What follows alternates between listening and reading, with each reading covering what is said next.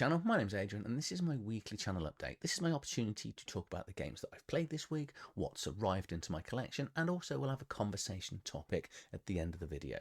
This week's conversation topic is going to be my top 10 horror games. I really should be doing this next week, but next week I did promise everyone that I'd do my top 10 Shadowdark.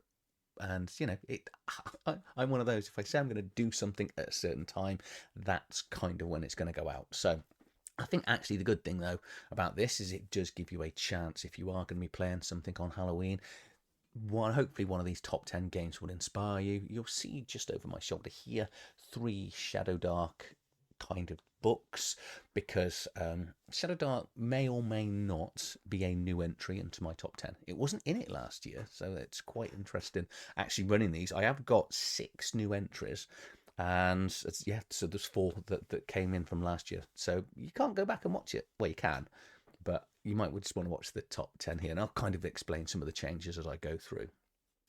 Before I get into that, so let's just look at the 4 games that I played. So Sunday night, I carried on the campaign of Cosmere. I finally worked out, because I don't know anything about the lore, that because I want to become one of those people that wear the nice shiny armor and things, that you have to be actually a nice... Not that I'm not a nice character. My character's a little bit... he is a little bit of a git, and he's very headstrong and quite quick to sort of jump into combat. You have to befriend these little sprite things. There's a proper name for it, I'm sure, because I don't know anything about the lore. And that's the only way I'm going to become one of the big sword-wielding type people. Again, I apologise. I know nothing about the world and the lore. And I haven't got time to read actual books because I'm too busy doing this and having jobs and 5 kids and 2 dogs and, you know, looking after my mental health, to be honest, to actually focus on books. And then it's a good game. So it's a D20. I do like it. I think I've said it before. It's where I wish 5th edition had gone. I wish they sort of moved a little bit away as opposed to what they've done with 5th edition 2024.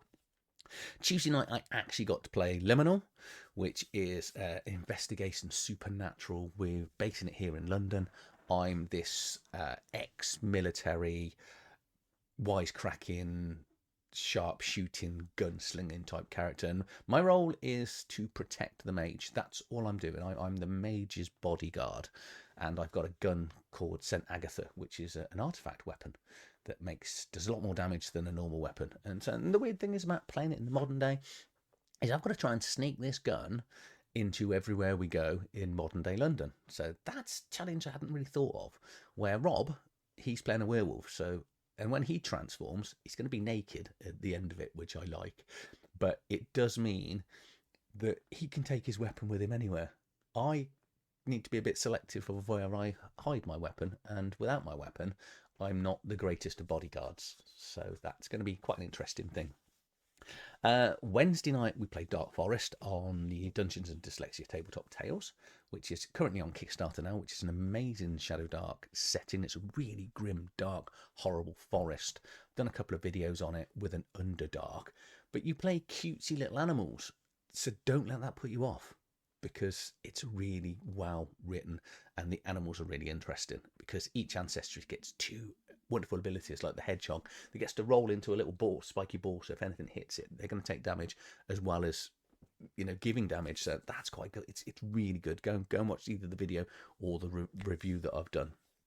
And then Friday night, again, live play. Ben Torbett came in and we played Black Powder and Brimstone, which it's a Mork Borg inspired sort of set during sort of, I think it's 14th, 15th century Central Europe, in sort of German, that sort of time. So, you know, obviously Black Powder, you've got all the sort of those sort of guns and things like that. So yeah, it's very dark. I wasn't actually, because I've got the book, and luckily I've never read the adventure because we ran part of that, and I didn't realise it was going to be quite as sinister and dark as it was. When I did my review, I've actually since doing my review, I've completely forgotten about the type of creatures that we met that were in the book, because in my head I had it as a quite a non-horror setting, and then there's little bits in the book that remind you that it's there's a supernatural element to it as well. And yeah, we did meet something quite supernatural, and it was pretty gross. It's good setting, it's a good session as well, and we got so much in. I think it was only about an hour and 50 minutes as well, and it felt like we got so much in that time. I thought we were playing for like 3 odd hours. It just flowed, if that makes sense. So that's it. That's what's played. Actually, coming up, I've got some. So this week, I've got. We're carrying on with Drascara tomorrow. Zane Daniel that's his setting that's coming out for. I think it's been delayed till February now. His Kickstarter. I think it's going on back a kit actually.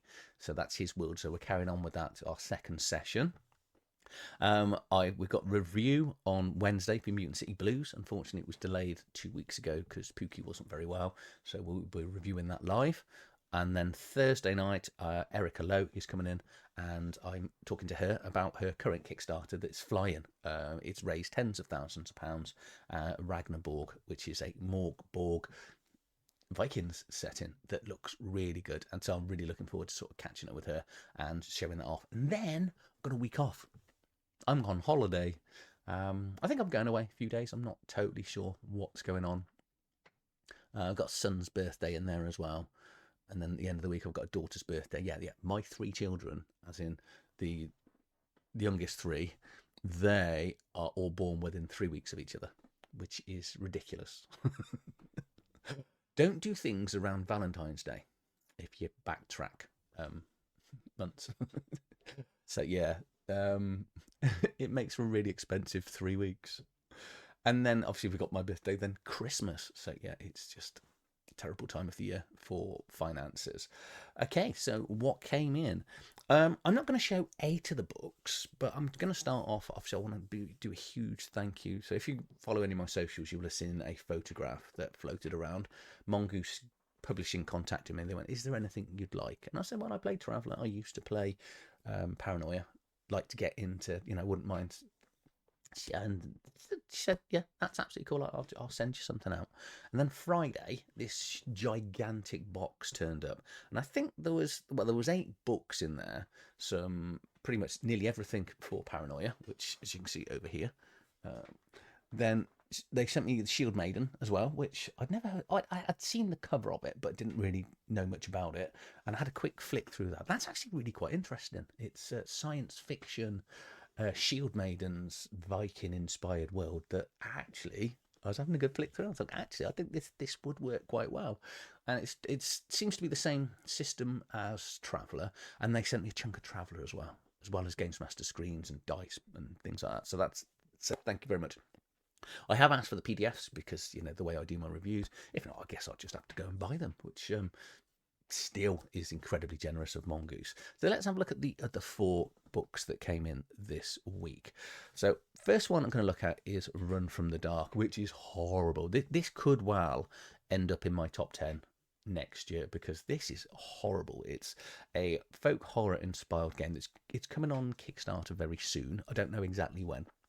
But what I'll do is I'll put the link to it in the video description. And it looks like it's set in Wales. This is my first impression. But when I got into the book, it is sort of set. You can put it in your own world. But it's really creepy, the actual plot, because this is a world where you've got spring and summer. And in spring and summer, you've got sunlight. And people are then preparing for the months in the dark. And then you've got several months in the dark as autumn or fall. Well, it's autumn in this, but fall if you're American, and winter kicks in. It just goes to pitch black. So it kind of feels like some of the high northern, or Scandinavian countries. And I'm guessing whether you go up to sort of Canada, I don't know whether Canada must have a similar thing, being that high up. And the players are these characters that basically go out in the dark and transport things between the towns, because obviously trade still needs to happen. And it sounds horrible. It sounds really horrible. The rule system is a D20, take your tribute and your skill, roll over. So system wise, it's going to be very simple. There's lots of background options. Where's the bit? So we've got some tables here that sort of build up as you take either cutting damage or crushing damage, and a load of conditions. But here we go, character creation. Art style is great because it's just that horribly grim black and white sort of stuff. And actually, I do like this. I'm not normally a fan of white writing, black backgrounds, but actually the sort of browny grey really does work well. But we've got this. Ignore these bits. I can't. It's just areas of places where you come from. But you've got 9 different. Is it 9 different classes? I counted it earlier. It's 8. And they will all do different things like scholars, storytellers, hedge witches, obviously magic. And we've got a shifter here, manifesting from a young age, often hidden by the bear, so you become a dark shifter. And this is just sort of explains the character. So it seems very, very in depth. This is so it's 200. Sorry, it's 148, but these are dual pages, so this is ready for print. So that means the book's going to come in round about 300 pages, assuming there's no additional stretch goals that are hit in the Kickstarter. So, which is always good to see. There's a lot in here. Okay, next up. So last week I was sent a load of books from WRKS, which is the Katana-Ra source books, and they sent me the PDFs this week. So there's 3 of them that they sent me. I'm only going to show one, but I really like the art style of this. I've had a quick look at the system and can't quite wrap my head around how the system works as yet. But then I haven't spent a lot of time in it because I got sidetracked with the wonderful art style. It's really nice. And then new books came in, so I put this to one side. But again, this seems Japanese lore with science fiction edge to it, which is a really great mix, I think. Just released now is Blacklight. I've been waiting for this. It's a campaign world setting horror. Delta Green, the laundry. It's very much sci-fi, as in you're going to go through these portals, Stargate. You're playing a modern day special forces team that basically go through these portals, or naturally just stay, on places on Earth, and you then go out and deal with supernatural entities. It's great.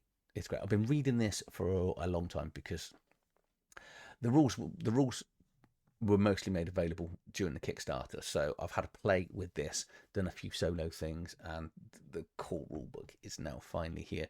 It is just missing a couple of bits of art, which is, I'm glad that it's been released early, because it doesn't bother me for art. It means I can get this played and have a huge amount of fun with it. There are late pledges still on the Kickstarter page, so obviously if you want this, I'd say if you're going to want this, that you can jump on this, and it's ace. Absolutely brilliant work. And then finally, another Shadowdark one, Final Torch Volume 2. So Volume 1 made my top 10 hex crawls of all time, which is the one based in the forest of, I can't remember. I meant to write it down, and I didn't quite pronounce it correctly, I don't think. But at the back of that, it hints that issue 2 is coming, and this is Pirates of Barnacle Bay. And as much as I say I'm not a massive pirate fan, I love playing pirates. I don't overly. I think I was put off by the Pirates of the Caribbean. Actually, I think I like the first pirate film, but then beyond that, no, and I don't like Will's character. Will's kind of annoying. I hope he died. Just he's no Legolas, and yeah. But this, like the first one, the jungle one, so it's got a plot setting for it, and it's got a hex crawl, and then 3 other adventures, including this White Lodge Hunting Club, which is, it's kind of like you go out and it's a mini game. You're trying to beat other people to get stuff. But what I really like about it is you've got the hex crawl here with different little islands and then deep seas and stuff. But as you go through some of the locations, it's not going to spoil it because obviously I'm going to do a full review. You've got this, if you go off the edge of the world, here's this additional, what happens in the abyss, and I love the color style of what Ross does with his games. It's ace. Obviously new rules for ship combat and things like that, loads of random tables and encounters. It's 109 pages. It's great. It's really good follow-up. And then we've got what's he got coming? That's the next one is Shards of the Frozen North. So yeah, look out for 3. I think actually Will at Runeforge has done he does a few written reviews on some sort of platform. If you're on his Discord, or if you're on my Discord, you better see it. So yeah, his review is out for that. But he's a bit different to me. He'll do written reviews as well as video reviews, where in a dyslexic, I don't like writing. I do. It's not my thing. Where Will does. So yeah, let me just get ready then. So my top 10, I think, yeah, that's it. That is it. So my top 10, yeah, horror games. So these are not necessarily one-shots, but if you are playing something on Halloween, I think you should be playing, or if that weekend, you should definitely play a horror game. We will be doing a horror game here on Dungeon and Dyslexia Tabletop Tales. Actually, on Halloween, we're going to be playing, and I did an interview with Dean recently, We Be Monsters Orcs, where we're going to all be playing orcs for Shadowdark, but doing orky things, not 5e orky things, traditional orky stuff. It's quite a mean book. So yeah, looking forward to that. And we may well be dressing up. I'm trying to convince everyone to green face because we're all going to be playing orcs. So we'll see. What I'm worried about is that I just green face and nobody else does. So yeah, I want to see evidence if everyone else is dressing up that they've actually bought stuff before I commit to it, because I'm going to look a fool. Well, more foolish than I already do. So right, let's get into my top 10. And I've been organised this year. So I did one last year, so there will be some movements. And one thing I've also done, because I wanted to give people choice, is that I'll explain actually when we get to my number 10. My number 10 is this. It's not Pirate Borg. Well, it is Pirate Borg, but in fairness, it's any Borg game.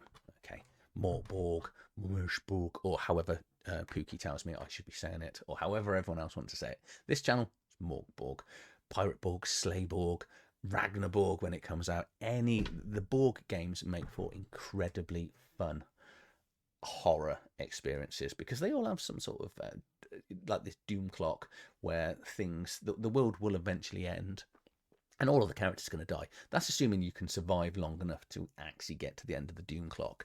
And Pirate Borg, I keep going, I don't like pirates, and Pirate Borg is still my favourite of the Borgs, because this does some amazing stuff in the book. But it's the ash mechanic as well. So when you kill an undead creature, you basically get this ash, and you can either consume the ash or sell it for a huge profit. But what actually happens is the players just become corrupt, and they realise that if they take it, that some of the ash is going to, well, there's a chance it's going to give them superpowers, special abilities.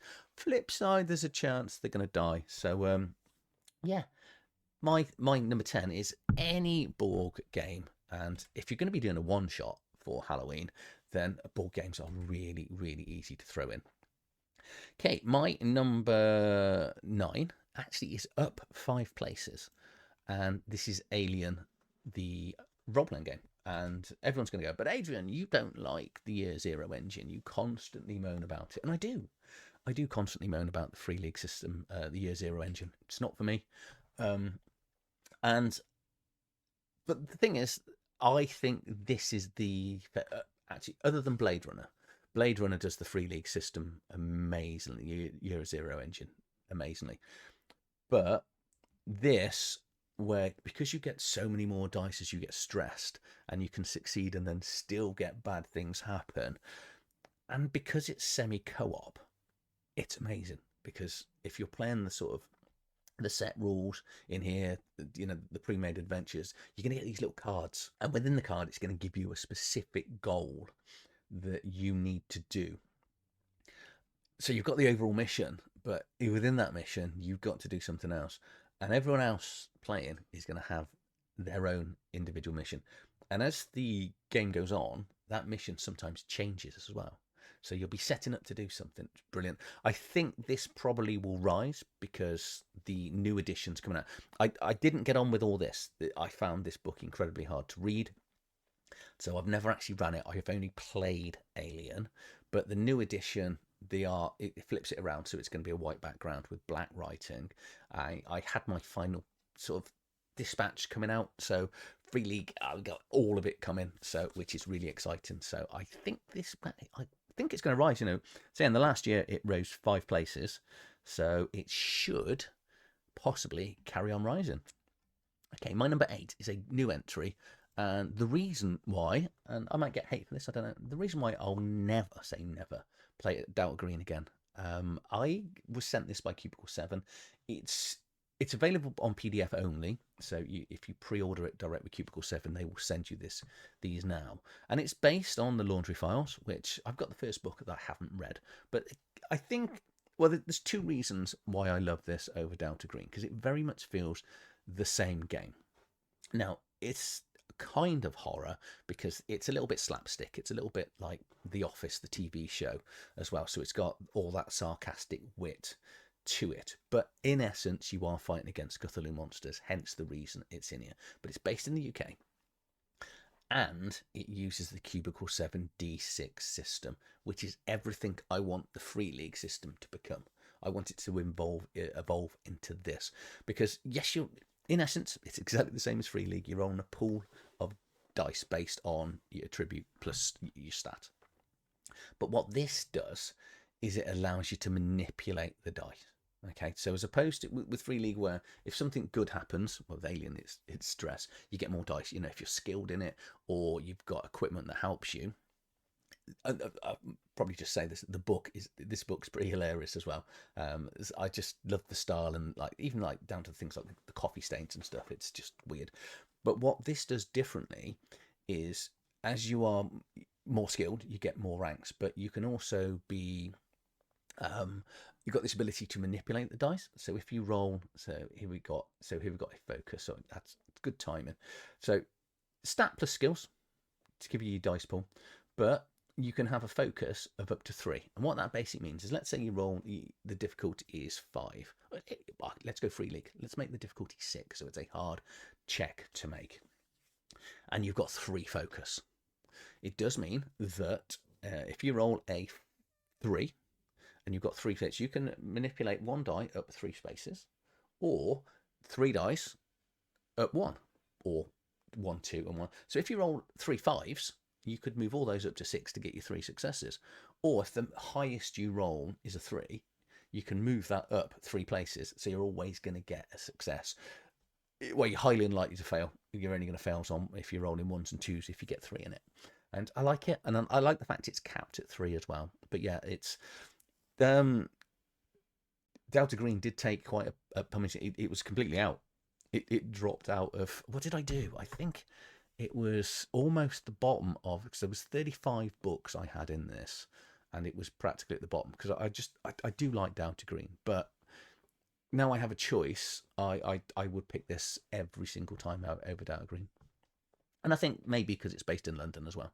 So maybe that does, give the slight edge. My number 7 is another new entry, and it's technically 2 books, which is Cohorts Cthulhu and Actum Cthulhu, because they're both the same world. So I've done this with Mork Borg as well. I've gone, use any Borgs. And if you're fans of Romans, or if you're fans of punching Nazis, this world that Modiphius have written is absolutely brilliant. And this one is, I want to say, so much better than Actum Cthulhu. And I think it's just because I personally prefer this theme, but more importantly, you've got to deal with Cthulhu-esque creatures completely differently, because Second World War stuff, you've got grenades, machine guns, tanks, helicopters. No, helicopters weren't invented, not like gunship things back then. Aeroplanes. There's lots of things you can blow up these monsters with. The players have got to go and stand this far away from it and use spears and hide behind shields and stuff, because as much as you do have bows and arrows, they're not going to do a huge amount of damage as, spears and jabbing swords into their faces. So the players have got to get really, really brave with it. It's still got the same magic system as well. I probably should have said that about the Laundry. Yeah, the Laundry and this, they very much feel that their magic systems are very similar in the way they work. And I know a lot of people sort of, when we talk about the 2D20, I think it's probably the most Marmite system out there. Marmite, if you're not English, it's an expression for something that, because people either love Marmite or hate Marmite. I'm a massive hater of it. Not that that's relevant. But my son loves it. Well, my eldest son loves it because he's weird. But I do say, it's one of the biggest comments I get whenever I talk about Modiphius 2D20 system. People always go, I hate the system, or I really love the system. I think there really is no middle ground. It's really grown on me over the last 12 months, which is why I'm playing so much more of these systems. But if you want Cthulhu in sort of darkness and medieval kind of setting where it's going to be tough, it's going to be a harsh environment, then get cohorts. If you want to punch Nazis, shoot Nazis, use machine guns or anything, get the Acton one. In fairness, get them both, because my plan is I've started an Acton campaign, and at some stage I'm going to throw the players back in time into this, and then their guns are going to be pointless because they've got whatever ammo they've got on them. Actually, if they're watching this, I know they're just going to go, I'm going to carry like 5,000 rounds of ammo with me in a bag of ammo just in case we get thrown back. But yeah, they may lose their equipment. I'm known for that. So, but yeah, so it's the same world. And there are, reading some of the things in here, there are snippets of some of the gods and stuff that are buried will follow through to Acton as well. So that's really cool. My number 6 is, this was really bad actually, because when I did my top 10 last year, someone did ask me about why Mothership wasn't on my top 10. And I was like, well, I forgot. I completely forgot about Mothership. So it would have been within my top 10 last year, because I do favour Mothership over Alien. I think they're very much similar games, but they do scratch different itches for me, because Mothership is a game that if someone says, I need to do a one shot, or someone's cancelled for the evening, you can just do a Mothership character very quickly. It's designed to be played very fast. I don't think I'd want to do a full-on campaign with it, because the character progression is not, there's nothing really there for it, but there's so much source material and things like that, because the advancements in Mothership take a long time to increase your skills. But I do wonder though, with the new edition of Alien coming out, whether Alien will overtake Mothership next year. I'm not really sure, but at this moment I am, more in favour of the D100 roll under system. There's a lot more source material and it's a lot more accessible, I personally think, from Mothership. If someone's going to say, do you want to play a space horror game, I'm going to bring Mothership over Alien every day of the week, which is why Mothership is higher up the list for me. Okay, get on to my number 5. So my number 5 is, it's not the Shucked Oyster. It's not necessarily the stuff over my shoulder, but it is Shadowdark. Okay, so vanilla Shadowdark, I actually do think you could quite easily play as a horror game. It is in essence a horror game. That the torch timer makes it very horror, but a lot of people will argue it's fantasy, because it is, in essence, it's fantasy. However, there are so many books and games and things out there and support for it. You could there's so many horror things. So I've got 3 examples over my shoulder, and then there's this, the Shucked Oyster, which my wife was like, why are you reading a book about a brothel? And I was like, I don't know why anyone would write a book about a brothel. And then you get into it and you're like, ooh, this is quite dark and horrible.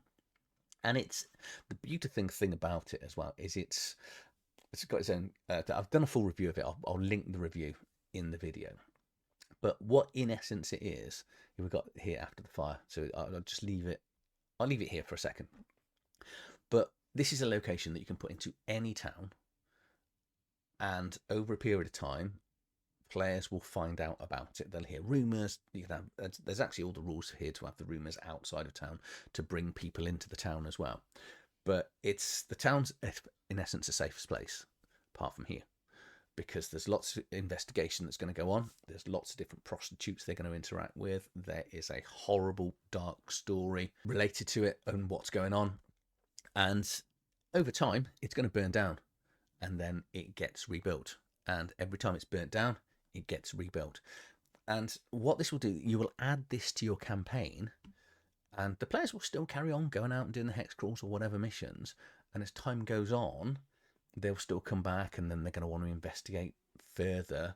because different people in the town will interact, and there'll be rumors of disappearances and things like that.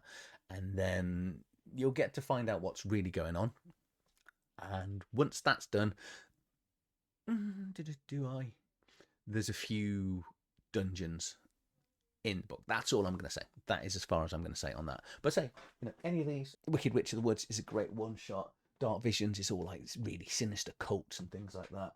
And then finally, if you don't, well, this isn't a one shot, but How to Play is great. So if you ever get a TPK, and you can give the players a choice, you can go, right, we can start the campaign with new players, or how do you fancy all your bodies going back to Hal? And then if you can survive Hal, you can bring your character back. Great option. Really good option. So that's my number 5, Shadowdark. Number 4 is another new entry, which completely and utterly threw out Deadlands. Deadlands is a slight spoiler. It's not gonna. It was my number 3 last year, and Deadlands for Savage Worlds is out completely. And Solomon Kane just came straight in. I've got to caveat this. I actually prefer Solomon Kane to Conan. I think it's a far more interesting setting, and I think that's probably one of the. I always say this. It's one of the reasons why I do love Warhammer Fantasy role playing, because it very much feels like that sort of world for me. The sword fighting, you've still got the flintlock pistols in there, aspects of magic and things like that, supernatural creatures, and it's great. I even like the Solomon Kane movie. The James Purfoy movie. I don't like the ending. The ending is just terrible. But the movie itself really, really is absolutely ace. And this is such a good remake. I think this is available. This is the only problem. I probably should have checked beforehand, just whether this actually is available everywhere. Because I think it got delayed. This was a recent Kickstarter. There is an older version of this, which is, someone was telling me the artwork and stuff is pretty much like for like. But if you're a fan of Savage Worlds and Solomon Kane, this is, so you will need obviously the core rulebook for some of the aspects of the Savage Worlds. But yeah, if you want to play in a Solomon Kane world, this is absolutely brilliant. And I've got so much I need to get played. Now, my number 3 is a cheat because it's not quite out yet. It's due for release next month. So I apologise for this, but I've been playing a lot of this. So I don't know whether it's called new. It's my highest new entry, and that is Choir of Flesh by Black Oath Games. It is such an amazing game. Now, this does horror like no one else does horror. I'll give you the plot. It's the turn of the 1st century, so 1000 AD, and the skies open up, angels come down, and everyone in Central Europe is rejoicing. However, the angels are a little bit more sinister, and they basically start corrupting people's minds. So, so you go, like, the celestial choir comes down. To make things worse, creatures then rise from the earth to then combat everything, and they start corrupting the human's flesh. So if your mind hasn't gone, or your body isn't corrupted, like this image here, which is just disgusting, then you get to play. And this is not a game that you ever can survive. This is just a game about seeing how long you can live for. I have done a review of this because I was sent my copy a while back by Alex.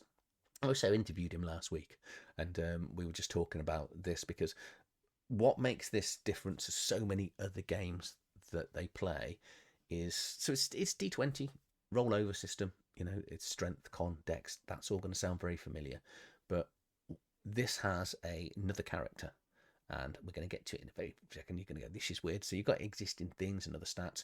The settlement, you actually get to play. It's like this civilization based rules, like, so it's not as in depth at Free League, and this is not a top 10 of bashing Free League, but Free League does sort of settlement building very well.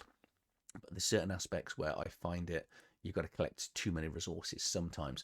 This does it quite a bit rules light, and so you go out on an adventure, and then you'll come back to the settlement. You'll have a settlement phase, and then you'll buy structures, and your settlement will grow. You'll find people when you're out in the wilderness. But because this is a brutal, horrible world, what actually happens is your main character will die, and because you've got a settlement, you can either start again. You don't do that. You take someone else from your settlement and you just promote them, because we still need wood and we still need resources and food, and we still need to go and investigate the land. So, as Steve dies, they'll send Gerald out. There's better names than that in the book, but you get the point. And it's just ace. And you can, I love these bits as well. So you can pray to the angels to get some wonderful powers, or to the sort of the demons in the ground to get additional prayers and things. But the more powerful that you take, the more chance you've got of being instantly corrupted. And the other good thing this does is, I'm just going to show you this quickly.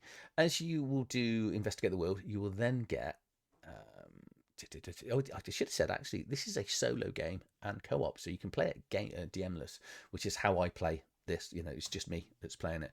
But you will go and investigate the world, and as you do that, you will then get these incursions, and there's 100 of these in here that have got specific places to do, and then you've got mini quests that go on in there as well, and you can actually die while you're doing these. It's absolutely brilliant. Look out for it on TTRPG. I will announce it everywhere once it hits all my socials. But yeah, my number 3, Choir of Flesh, it's absolutely amazing. My number 2 was number 2 last year, and I can't see this moving off my top. Well, I don't know, maybe Choir of Flesh will knock it off next year, you don't know. But it's Call of Cthulhu, specifically 7th edition is the edition that I've been playing now for a while. And yeah, if you're going to be playing a horror, investigation, normal human type game, this pretty much is the default setting for everyone. I think it's the most popular game in Japan, and Alex told me recently also across a lot of Asian countries are massive Call of Cthulhu. D100 roll under system, very simple.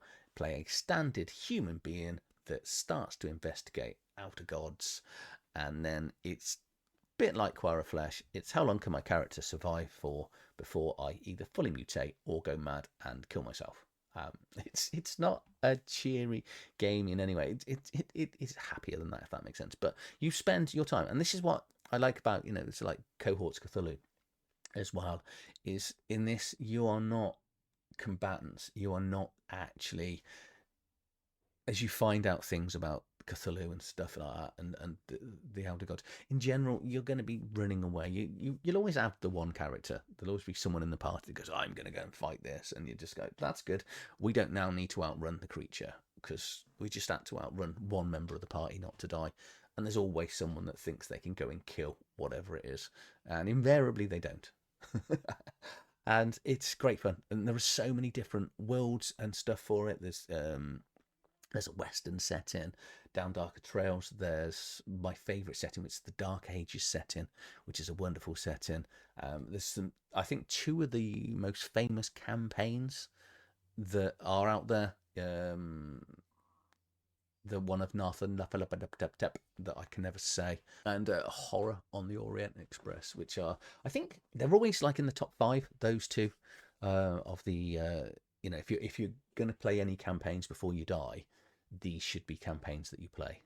If you've never played Cthulhu, you are really missing out.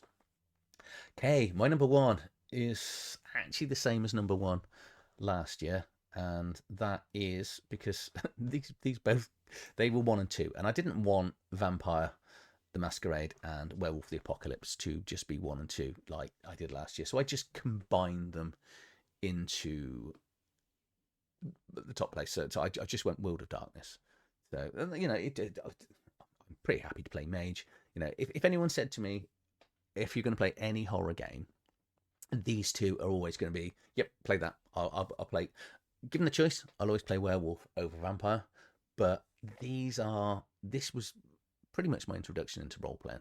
I played Aliens in the early 90s, a little bit of AD&D, a little bit of 3rd edition and 3.5, but most of my formative role-playing years were these. And we spent years in campaigns for Werewolves and for Vampire the Masquerade, This is the 20th edition reboot. So there is a 5th edition of Vampire, and a lot of people like the new rules for the 5th edition for Vampire. I'm not a massive fan of the world setting on 5th edition. I definitely don't like what they've done with the 5th edition rule sets for Werewolf.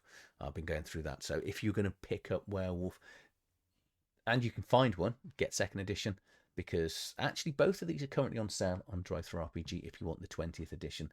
The good thing about the 20th edition is that, you know, the Werewolf book's 555 pages, the Vampire one's 529. And these are, you're going to get everything you want in here. Where if you're picking up the 2nd or 3rd edition books, you're going to need like the player's guides and lots of other stuff. So you're going to be spending a lot of money because they're long out of print. These you can pick up on Drive-Thru RPG relatively cheap because, well, you've got the whole sale on for, I think it's the rest of the month we've got here. But yeah, if you, Werewolf isn't quite in your face American Werewolf in London feel. Obviously you can play it that way if you want, but in essence, you are urban people trying to protect the world from technology. That's it. That's really what you're trying to do. You want the world to go back to a place where humans didn't take over. And there is elements of horror in here for obvious reasons, and different spirit guides and other werewolves and supernatural creatures you're going to be fighting. So that's technically my number one. My number 1.5 is Vampire the Masquerade, where this was always the more popular game. There was that and Mage. I always want to say Mage's Gathering because of the card game. I can't think what the Mage one was called, but we didn't get into that. But playing vampires is always, it's a lot more sexier, isn't it? This really blew up the whole of the industry, and sort of people like, I play D&D, I play Vampire, and we're not allowed to get on. Bit like LARPers and tabletop role players. For some reason, you know, it's all the same hobby. It doesn't bother me what you're playing. Just because I don't like something doesn't mean that, you know, people shouldn't play it. I just play whatever you want. But yeah, if you want to play a vampire and survive for hundreds of years or thousands of years, go with the vampire setting. And I think the one thing, probably the reason that the vampire was more popular, obviously vampires are sexier, but there was 3 different ways of playing this. You can play the traditional sort of Dracula vampire that tries to stay alive through power behind the world, and it's all about sort of outliving people, which was the Camarilla. You've then got the Anarchs, which they sort of left the Camarilla, and they're sort of rebelling against the traditions that vampires have, but they still believe in sort of hiding away. And then you got the Sabbat, and we did a Sabbat campaign, and these are vampires that believe they are better than humans. Now that is a lot more full-on horror, because they are going around deliberately letting humans know they exist to sort of dominate and control and things like that. There's a little bit more nuance to it and a secretness to the Sabbat than how I've explained it, but just having these 3 different ways of playing does mean that you should be able to play vampire in whichever way you want. Werewolf doesn't have that flexibility. But yeah, so that was my number 1 last year. So it's weird. Well, it's not weird, because when you love something, and I'm about to start another vampire campaign setting, we're going to be doing the Transylvania Chronicles, which, as you can guess, is based around Transylvania. And the players, I'm going to be running it off Discord. I don't know whether we're going to be putting it out live or whether I'm just going to sort of stream it within my Discord. I don't know as yet. It depends on what the players want to be doing. We're probably not starting till, I think it's going to be about December when we start it, but I've got 5 players already lined up, and we're in character creation. We're going to have a session 0 soon. And yeah, we are going to be taking the players from 1197 all the way up through to the 2020s, because I'm reading the 5th edition book, and I'm going to be adapting the 5th edition then adventures, assuming the players live for 800 years, that is, to old 2nd edition rules, which is the rules that I'm going to be running it through. Yeah, so I'm really excited. The problem is it's taken up a little bit of my recording time, because I'm spending time planning this out, and it's like they're going to do the first session, go, no, that's not for me. I've wasted all my time. But hopefully it won't go that way, because you never know. You just don't know, because role playing, DM into a completely new group of people is very exciting. So that's it. That is my top 10 horror games. Let me know down in the comments below where you would put books and if there's anything else that I've missed out. And I'll be back next week with, as promised, with my top 10 Shadowdark books. So if you're still watching, thank you for watching. As ever, if you've enjoyed this video, please like, share, subscribe to the channel, and I'll be back soon. Thank you for watching.